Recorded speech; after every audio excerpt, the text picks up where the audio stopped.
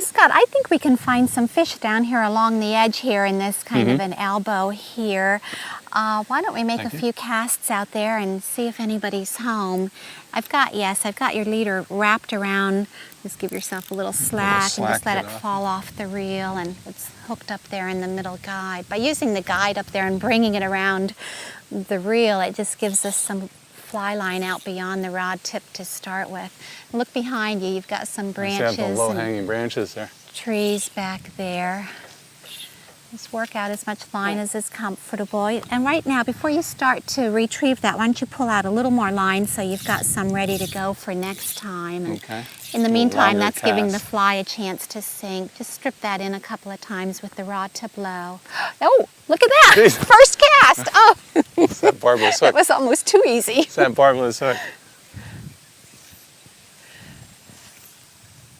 Nice cast. Okay, rod tip low. Give it a chance. Just give it for a second. To sink. Count to 4. Okay, now pretty fast. Rod tip right down, pointed right there. Yeah, and strip it back. Am I fast enough? Yep. Okay, maybe a little bit more to the right if you can. Good cast. Give it time to sink. Put the rod tip right down on top of the water. And bring it back pretty fast. These are hybrid stripers in the pond. They're a great sport. They love to chase flies. And did you see him swipe at it? I thought something. Okay. Oh, he's very swiped again. He keeps. Okay.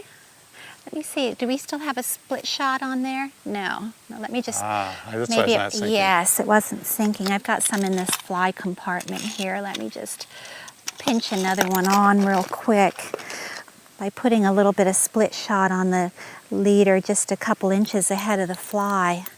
It'll make the fly sink faster and sink deeper. Maybe that will help us. And just pinch it on with a pair of forceps. Okay, see if that helps. Got to get some line. Yeah, it does feel a little differently with the split shot on. Yes. It casts a little differently. Yes. Well, you just pick it up and try to go from there. Just go a little bit further. Remember, don't throw yourself into the cast. Make the rod tip make the cast with that snappy, quick stop. That's okay. Let that sink. Okay, pretty fast retrieves. Rod tip right down on top, that's it. Point the rod at the water. Yep.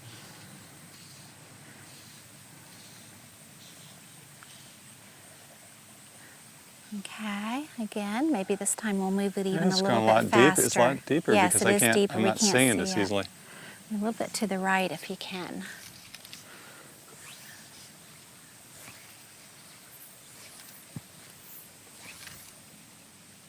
Okay, I think we're losing a little bit of our power. Give it time to sink. Make sure you have that snappy stop. Yes, that paintbrush action that we talked about. A little bit faster. Make it look like it's going to get away from them if they don't pay attention. Don't hesitate to change flies. If it's not working, if you're not getting strikes on it, if you're not getting follows, if you don't see any interest from the fish, take it off and put on something else. And what you put on will depend a lot on how the fish are behaving. If you see fish coming up near the surface, then maybe a floating fly, a dry fly will work. If you don't see any fish activity on the surface, then think about going underneath with either a nymph or a stream or a fly that's going to sink and go down deep to where the fish are.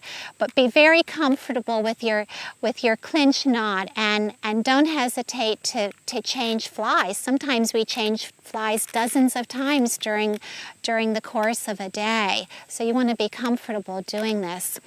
If you see fish activity up on the surface and you decide to try a dry fly, it could be something fun like a terrestrial. We've got crickets here and lightning bugs, and we've got ants and hoppers and beetles, and all of these flies are going to float on the surface. And I think that's probably everybody's favorite way of fishing, to be able to see your fly on the water and then see the fish come up and take it. It's very visual, it's very action-packed, and it's lots of fun. But sometimes the fish aren't feeding on the surface, and for those times we want to have a good supply of nymphs and pupa and sinking terrestrials and streamers in our box, flies that are going to sink. And if you were to choose something like one of the nymphs here, we've got an old standard, a very popular fly called a gold-ribbed hare's ear nymph. It's probably the most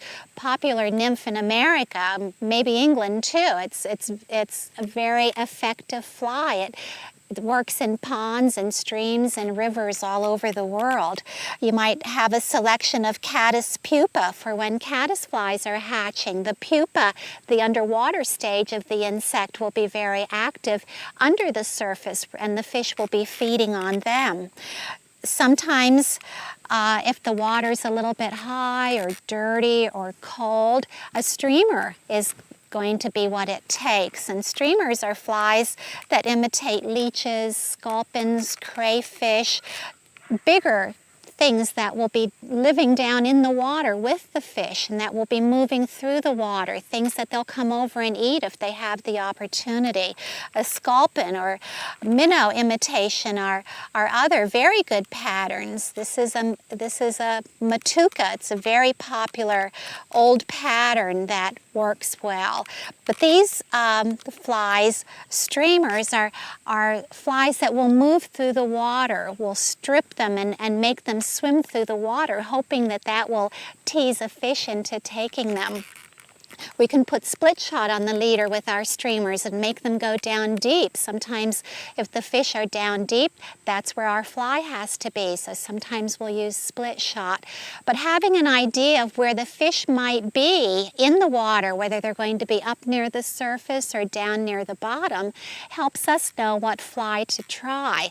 Sometimes it's just a matter of changing color. If a brown super bugger doesn't work, oftentimes a black one will. Maybe it's changing size. Lots of times when the fish are feeding on the surface, if you've got a fly that you think looks like the natural insect that's on the water and the fish aren't taking it, maybe we just have to go a size smaller. So making minor adjustments sometimes is all we have to do. But being a little bit familiar with what the fish are feeding on and where they are will help us make better fly selections. So have a number of different flies available to you and have them in a box so you know where they are so that you can get to them easily. And don't hesitate to change and try different patterns when the fish are being difficult. Oh, Okay, nice. He took that. Oh, right, yeah.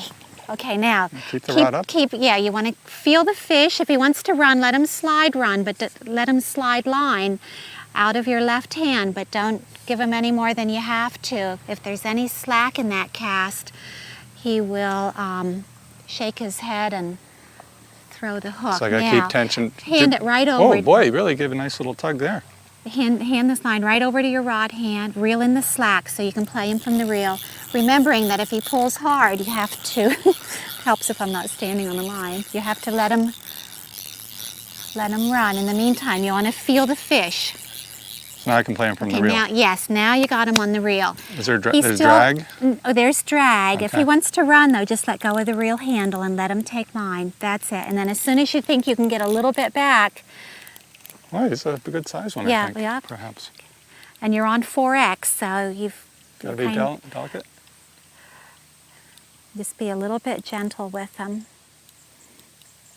And he's not coming up to the surface like a trout. No, but he will. They fight hard in the beginning, and then they kind of say, okay, let's get it over with. So you want to bring, yeah, just keep reeling in. Got a lot of fight in him.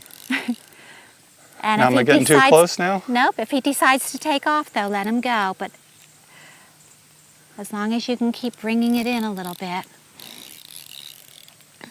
Oh, yeah. Yeah, there he goes. Nice. That's a nice run. Nice. Okay. Once you get all this slack up and you're playing them from the reel, you have so much more control. Good job. Now we're lucky. We've got this stone wall. Ordinarily, we'd have a net and we could looks net like them, it's but still- this is going to be ideal.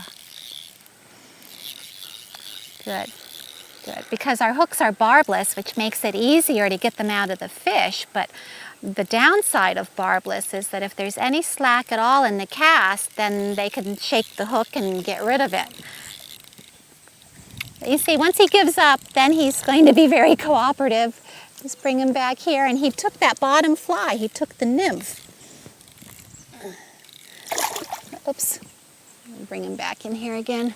Don't reel in too much. You might Okay. want to let a little line back out. Just a little bit. Okay, good. Most of the time your leader is about the length of your rod. So if you have a couple inches of fly line out beyond the rod tip, then you've got enough. That's a nice fish. Very nice. Very nice.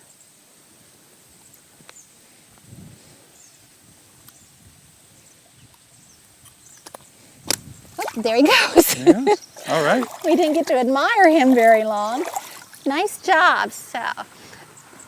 But you saw there right away, you could see the dry fly and it wasn't moving, and suddenly it went down and your rod went up, and it was right on time, right on the money. And that's the nice thing about fishing with a dry fly and a nymph. The rig that we looked at the picnic table is that you've got something visual to look at. It's fun to watch the dry Sure. fly, but more often than Will not, the bass it's take the dry fly sometimes? sometimes a bass will take, generally not trout flies, so to speak, but the bigger, bushier I see. ones. It was funny that they didn't want the popping bug today, when usually that's in the summertime. That's a pretty sure bet. But they took it was a stonefly nymph. So it just tells us that we've got some nymphs here in the pond. So let's fix that fly up, and we'll see if we can catch another one. Okay. That was fun, wasn't it? That's a lot of fight in that They're bass. yes, they're Scrappy. scrappy little fish. I got one. Oh, I got a nice one. He took, I got a nice one. I didn't even see the dry fly go under I that didn't either. time. That's how It happened real fast it fast. was. Yeah, they were working that area right there. Okay, good. So that's it. Go right to the reel and reel in the slack. Don't be, yeah. Feels like it's fairly good Take it a little size. easy so he doesn't break off. Again, you're on 4X. I think That's right. I'm 4X. you'll be fine as long as you don't horse him too much. Good job. He still wants to run. It's okay. Just take your time. We've got time. If you bring them in when they're still too green, then you just have trouble getting the hook out because they're trying to get away, and it's easier for everybody, including them, if they're just a little bit tired. Come here, guy. Oh, look, he took that dry fly. I was sure we'd That's find why that I he didn't see took the dry nymph. fly. Come on. Nice fish. Look at that. It's right here in the corner of his mouth. Oh yeah, took the indicator. Good job. They're pretty. Nice bass. Okay, there you go, Mr. Bass. That was fun. Okay, well, I think you've got the hang of this, Scott. You've caught a couple fish. You've done a great job casting. We only caught the tree a couple of times. So I think you're ready to take off on your own and catch some fish and enjoy fly fishing. Okay, Thanks for being with us today. Thank you very much, Kathy. Okay, oh, there's your next fish. There you go.